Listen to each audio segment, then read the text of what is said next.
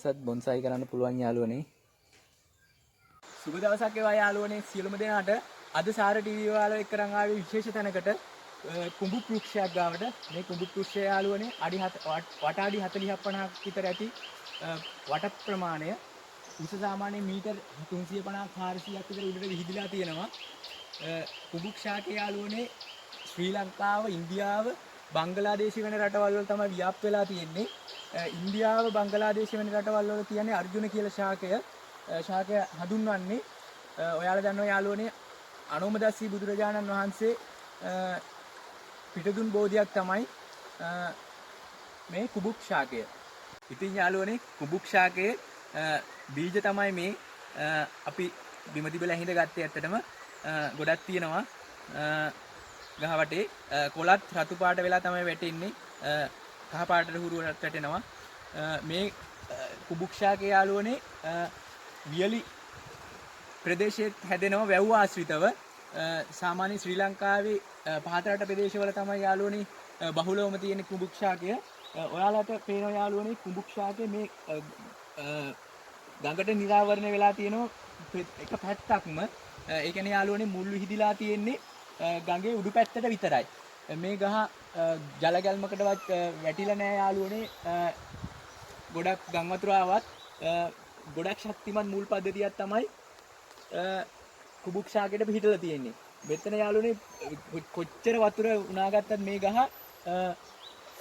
ට මදි. ඒ කියන්නේ කුඹුක් ශාකයට ගොඩක් ජලය අවශ්‍යයි.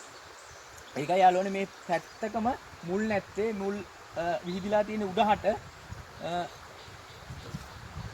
ඉතින් යාළුවනේ දේශීය ආයුර්වේදයේ නැතුවම බැරි වෘක්ෂයක් තමයි කුඹුක් වෘක්ෂය කියන්නේ. මේක ඇත්තටම බෙහෙත් ගහක්. මේකෙන් මුළුයි පොතු එකතු කරලා යාළුවනේ මේ තියෙන කුඹුක් වෘක්ෂයේ පොත්තක්.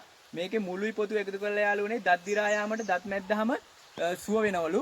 ඒ වගේම තමයි යාළුවනේ මුත්‍රා ගල් වලටත් කුඹුක් වෘක්ෂය මේ උපකාරී වෙනවා. ඒ කියන්නේ බෙහෙත් වලට.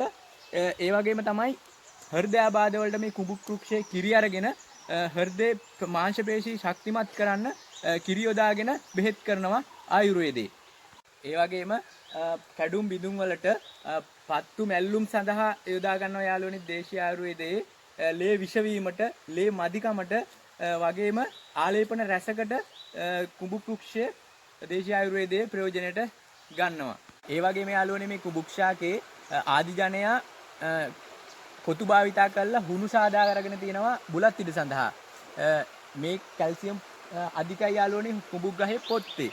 ඒ වගේම තමයි උදරයේ වේදනාවට මැල්ලුම් කොළ අරගෙන මැල්ලුම් හදලා ආහාරයට අරගෙන තියෙනවා උදරයේ වේදනාව සුවපත් වීමට. ඒ වගේම යාළුවනේ වකුගඩු අමාරුවට ලෝලු සමග තම්බල බිව්වහම වකුගඩු සුවපත් වෙනවා කියලත් ආයුර්වේදයේ සඳහන් වෙනවා. ඒ වගේම යාළුවනේ මේ කුඹුක් ශාකයේ මුල් පෑදිලා තියෙනවා. පස කාදනය වෙලා තියෙනවා. ගිහිල්ලා ජල ගැලීම් වලට කඩාගෙන ගිහිල්ලා කාදනයට ලක් වෙලා තියෙනවා. මුල් පද්ධතිය උඩ තියෙන්නේ. මේකට ගන්න ප්‍රියවරක් නැහැ. ඇත්තටම මේ ගල් වට කරන්න නම් පුළුවන්.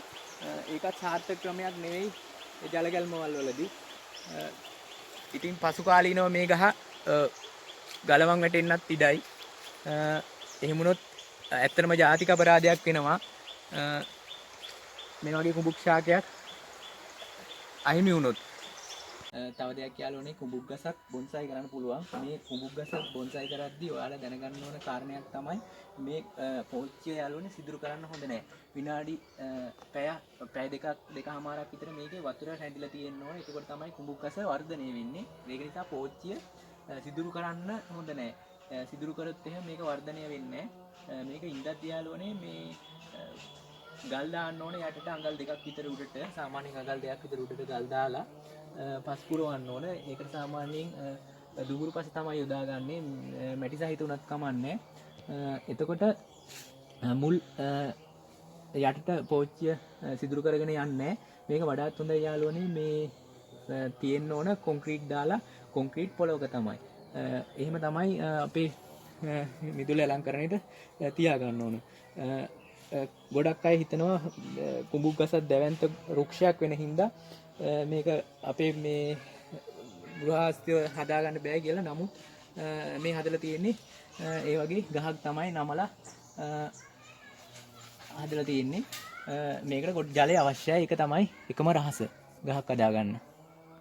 ලොකු විස්තරයක් දැනගත්ත යාළුවනේ කුඹුක් වෘක්ෂය ගැන. වර්තමානයේ ගෘහ නිර්මාණ ශිල්පයට කුඹුක් වෘක්ෂය යොදා ගන්නවා. ඇත්තටම මේක ශ්‍රී ලංකාවේ තහනම් කරලා තියෙන ශාකයක් ගෘහ නිර්මාණ වලට යොදා ගන්න කපන්න බෑ, තහනම් කරලා තියෙන්නේ.